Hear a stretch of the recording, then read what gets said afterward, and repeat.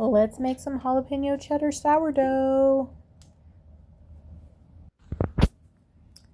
We are starting with measuring out our sourdough starter. That's going to be 100 grams, so roughly half a cup. I did feed my starter about 4 hours ago, so it is active and bubbly.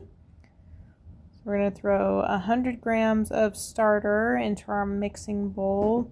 We're going to add that to 325 grams of warm water. It's roughly about a cup and a third. And we're just going to add our starter to that and use our Danish whisk to kind of clean up the bowl a little bit and to start mixing the starter into the water. We just want to do that until it is foamy and broken up completely.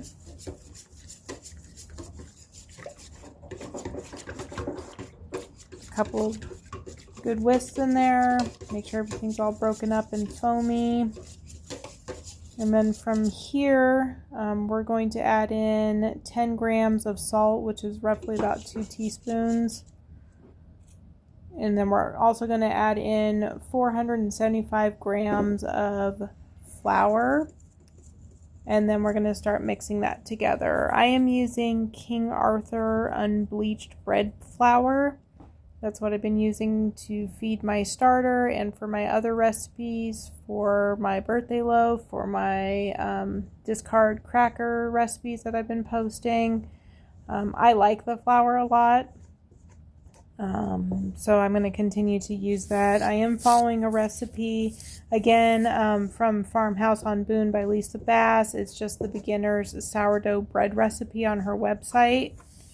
And from here, I'm just going to clean up the whisk a little bit, and I think I'm going to start kneading this by hand at this point because it's getting a little difficult with using the whisk. It's a pretty sticky dough at this point. I think I will probably just try and get up the last of the dough that's sticking to the side of the bowl. Kind of working in my hands a little bit just to get everything incorporated. It's going to be a pretty shaggy dough when you're just getting everything mixed and incorporated. Just making sure I'm getting all the flour off the bottom of the bowl and off the sides. Just making sure that everything is incorporated through here.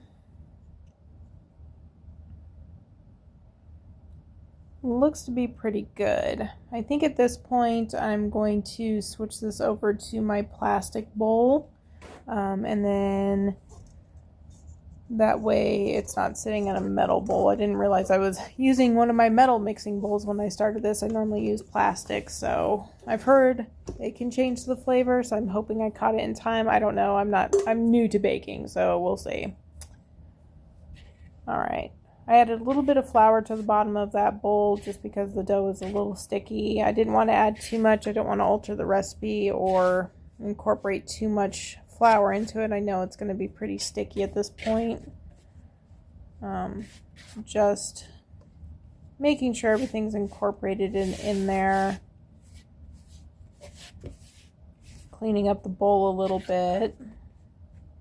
And I'll post the recipe on this part 1 of this recipe so that you guys can follow it. And then from here, I'm just going to cover it and we'll start a 30-minute